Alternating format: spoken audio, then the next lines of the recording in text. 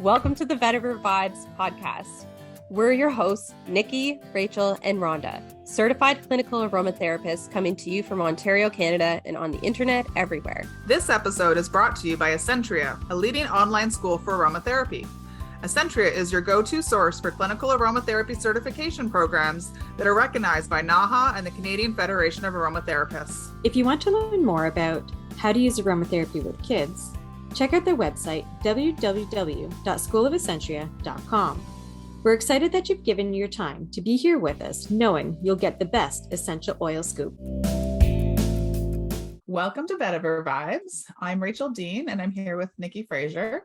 And today we're going to talk about using personal inhalers with your essential oils.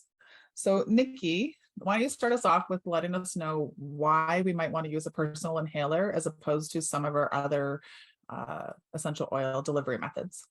Yes, personal inhalers are fantastic because they are compact and you can take them anywhere. They're about the size of a lip balm, easily able to put into your pocket, into your purse, into a car, and just have it on the go. Only you get the benefit of the oils, which is really good safety wise. You're not if you're in an office setting and you want to bring oils with you.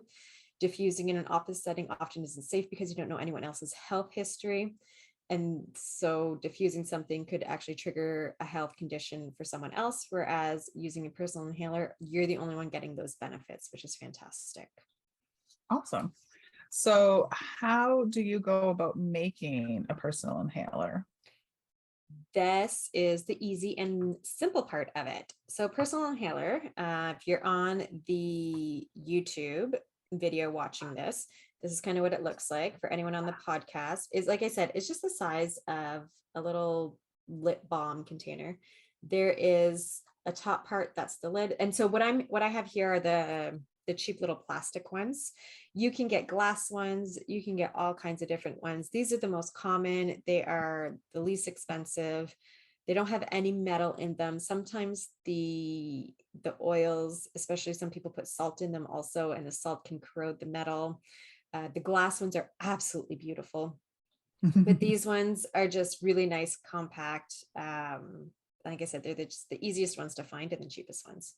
So you have Awesome. a lid that just kind of goes over the actual nasal part that you're smelling. And then at the bottom, you have the cap to hold a cotton wick inside of it. So you have the base, a cotton wick, the inhaler part itself, and then the cap. And so what's the cotton wick do? So this is what you actually put the essential oils on, the cotton wick.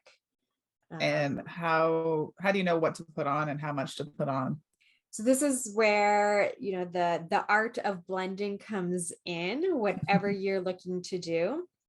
If you're making a blend for immune, then you would pick your essential oils for immune health. If you're looking for a blend, so this purple one here that I have, this was my morning sickness blend that I had throughout 2 of my pregnancies. It had ginger, coriander, peppermint, and fennel in it. Just in the morning, but not just the morning. Let's be real. Morning sickness has the worst name all day. ever for it. It's all day. I was thankfully never violently ill, but the nausea was constant. I remember the nausea. It's been a few years for me, but I do remember the nausea. Yeah. So it's and this is the one that I keep finding and losing and finding and losing. And it honestly, this is from my 3rd pregnancy, which she will be 5 this December. So that's how old this personal inhaler is here. And now I can definitely smell the oxidization. I can smell the dust, but I can also still smell the oils, just to let you know. Yeah. I don't recommend. So you wouldn't want to use one that's 5 years old, right? No, absolutely not. Okay. Not recommended. But just to say that, if you're thinking that they're going to evaporate quickly, this is where the cotton wick, they don't evaporate quickly. Some people put a carrier oil on the wick. They say that it grounds it more. I personally don't find the need for that. I've never needed that either. No, I find that it's not great by itself. Yeah. So really it's just whatever you're looking to have, instead of diffusing it in a diffuser, you'd put it on a personal inhaler. Allergies. I didn't have environmental allergies until after my first pregnancy. And so I have a blend, especially in the spring, that I pull out, and it's amazing for my fall allergy or my spring allergies. I'll spend 3 days with it almost shoved up my nose. And I'm exaggerating there. Please don't shove them up your nose. But I spend 3 days smelling them constantly. And then by day 4, I smell them maybe twice a day. And then that's it. I'm good to go. They usually subside after that. So, which is really, really nice. Yeah, I find that I use mine mostly for like a pick me up and like mid-afternoon pick me up kind of thing. Just pull it out of my purse when I'm getting sleepy, and I find that that helps me a lot. And I also find that studying, so when I'm studying like a lot of things for either aromatherapy stuff, or I have to read a lot of contracts for my day job. So sometimes I pull them out and can use them for that too. So they're very helpful. Absolutely. All right, let's get back to how do you actually make them. Now, Yes. I will say we have a video on exactly how to make them, so I'll post that in the show notes as well, so that it's very straightforward. Yes. But generally, how do you make them? So we've got the wick, the cotton wick, we've got the top, the bottom, and the cover. So what do we do with the wick?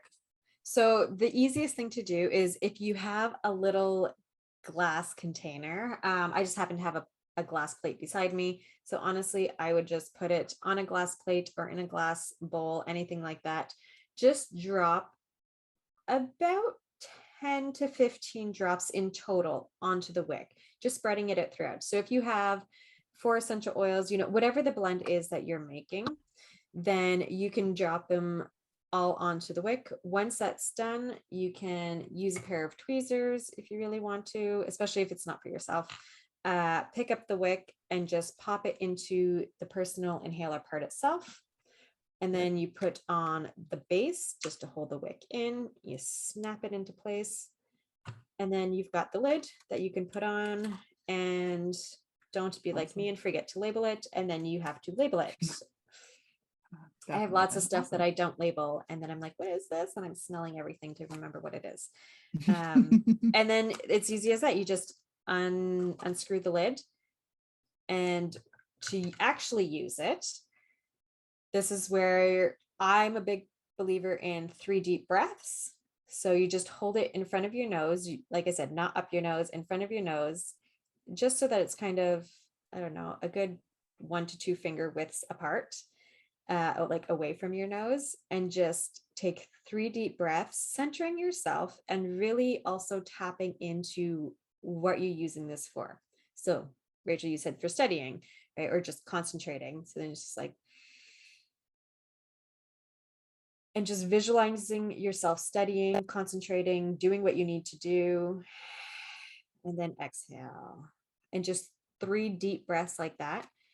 It'll help, like I said, ground you, and the visualizing comes into it also, making it extra well, that beneficial. ties back into, we were talking a bit in one of our other podcasts about emotions, and just sometimes when you just stop to actually like breathe, it's enough that it just helps bring everything back, and the essential oils then can help you from there. But sometimes we all just need to slow down a little bit, and it's really good for that. It is. And that's why I find personal inhalers. So I mentioned allergies, morning sickness, you mentioned studying. The biggest thing that I really, really love is for any kind of mood management.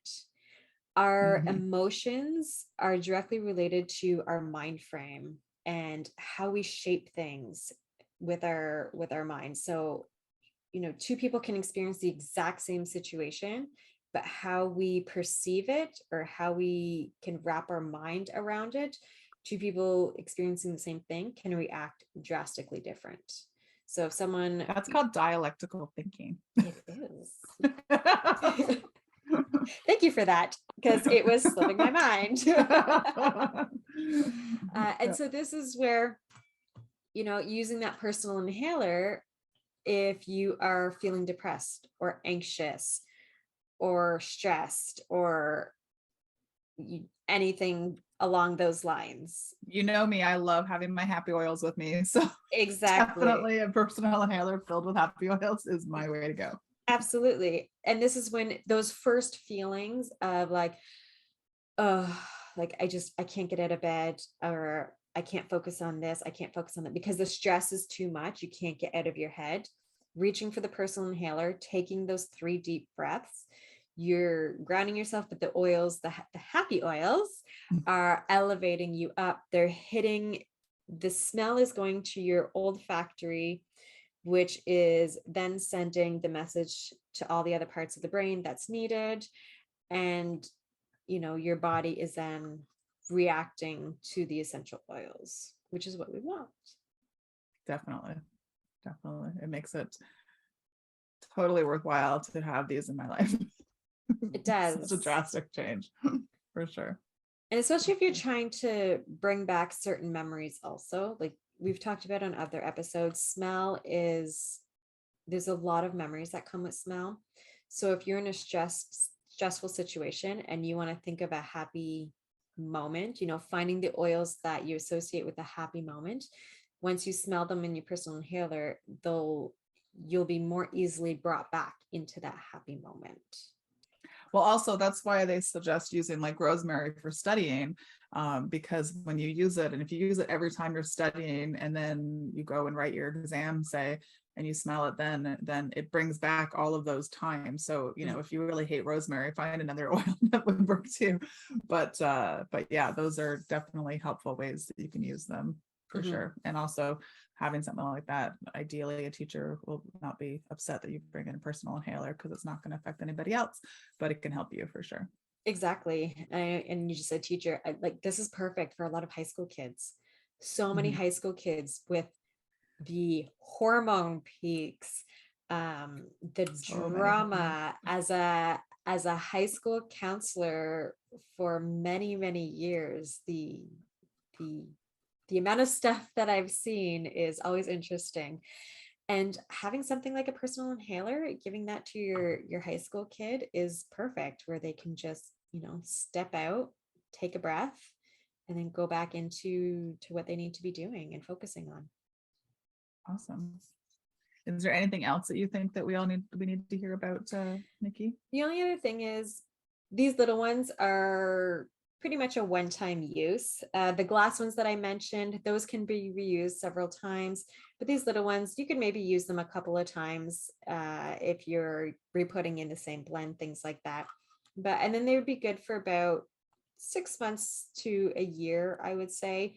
Some people say 3 to 6 months. Honestly, I've used them up to a year and I don't find that they've gone that bad. 6 months is more ideal. They'll be at their best 6 months and under, but between 6 months and 12 months, they can still definitely have a great effect on you. And I know I've mentioned salt a few times. So if you didn't want to use a cotton wick, the other thing is you could put like pink Himalayan salt or anything like that and drop the essential oils on the salt itself and put that in. It's another way that some people like to use them. Salt is known to help open airways. So especially if you're making a blend for supporting your respiratory system, that would be just another thing that you could look into doing. And one last thing while I'm thinking about it, do you need to dilute them? We talked about you don't really need to use a carrier oil, but there's not really any reason to dilute them, right, Nikki?